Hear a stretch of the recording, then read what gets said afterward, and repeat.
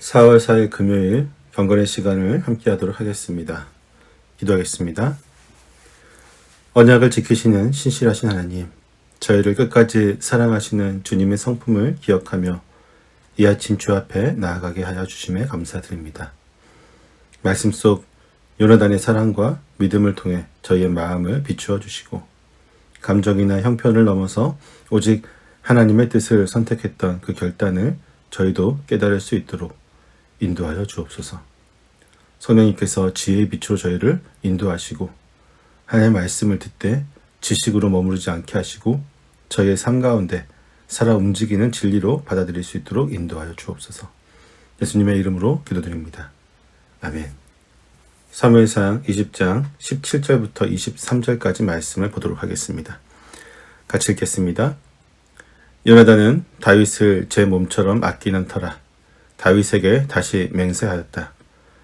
요나단이 다윗에게 약속하였다.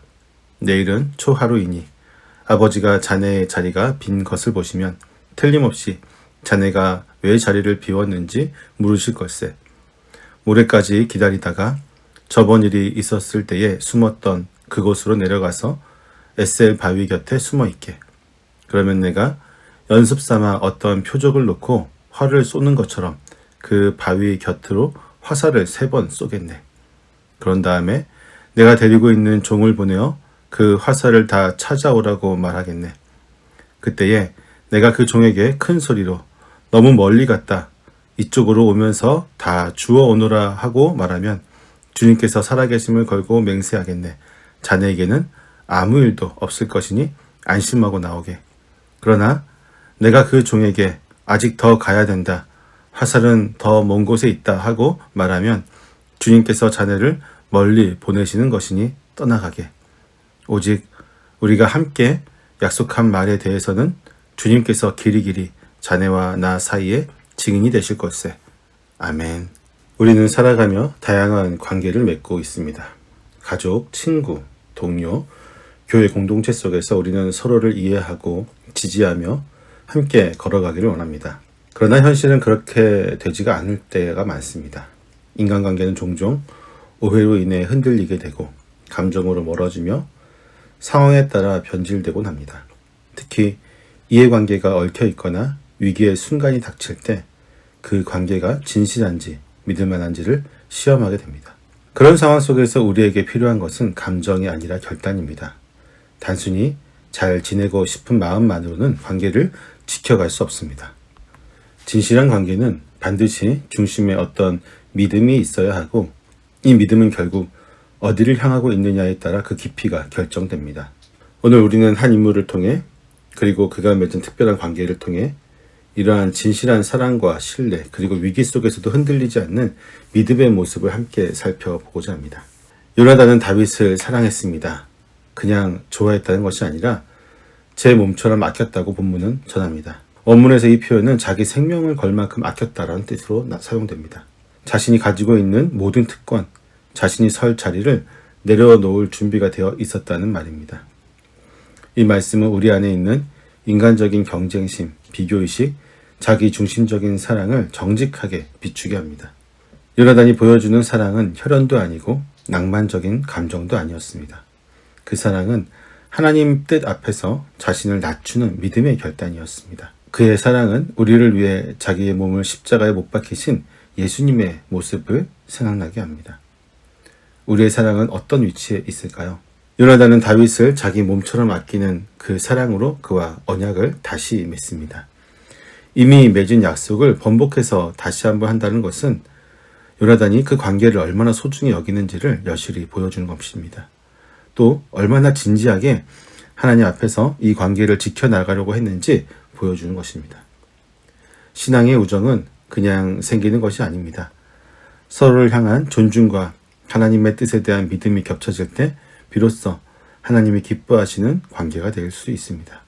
이제 요나단은 실제로 다윗이 목숨을 걸린 계획을 세웁니다. 초하루는 이스라엘 공동체에게 중요한 제사의 날입니다. 민수기 10장 10절에 따르면 초하루는 나팔을 불고 희생 제물을 드리며 하나님 앞에 나아가는 날이었습니다. 그리고 초하루의 식탁은 왕 앞에 누가 앉아 있느냐에 따라 왕과의 신뢰 관계가 어디에 있는지를 보여주는 중요한 자리였습니다. 먹는 것이 중요한 것이 아니라 누가 함께 있고 누가 빠졌는지가 메시지가 되는 그러한 자리였던 것입니다. 그런데 다윗은 그 자리에 의도적으로 결석합니다. 이건 아주 위험한 일이었습니다. 사울 왕이 어떻게 반응할지 누구도 예상할 수 없었기 때문입니다. 요나단은 이 상황에서 다윗을 대신해 자리를 지키고 아버지의 반응을 살핍니다. 그런데 더 중요한 건 이 정보를 어떻게 다윗에게 전달할지에 대한 계획입니다. 오늘날과 같이 쉽게 정보를 전달할 수 있는 수단도 없었지만 무엇보다도 누군가에게 들키게 되면 그 사실이 사울에게 들어가게 되면 둘 다 죽을 수도 있는 상황이었던 것입니다. 때문에 요나단은 활 쏘기를 가장합니다. 내가 연습삼아 어떤 표적을 놓고 활을 쏘는 것처럼 이라고 말하면서 바위 근처로 3발의 화살을 쏘겠다고 합니다. 이것은 암호처럼 보일 수 있지만 실제로는 생명을 지키기 위한 깊은 지혜가 담긴 언어였습니다.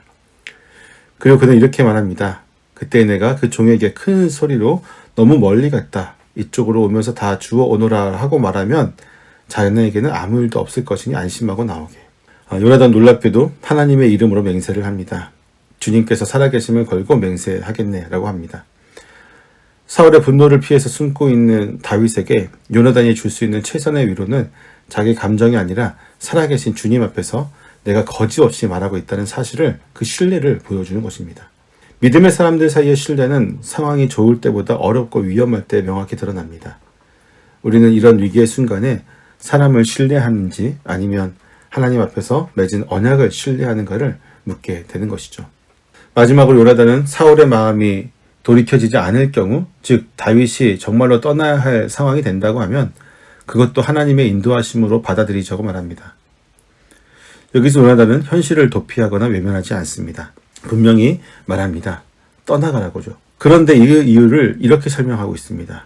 주님께서 자네를 멀리 보내시는 것이니. 정말 놀라운 고백이 아닐 수 없습니다.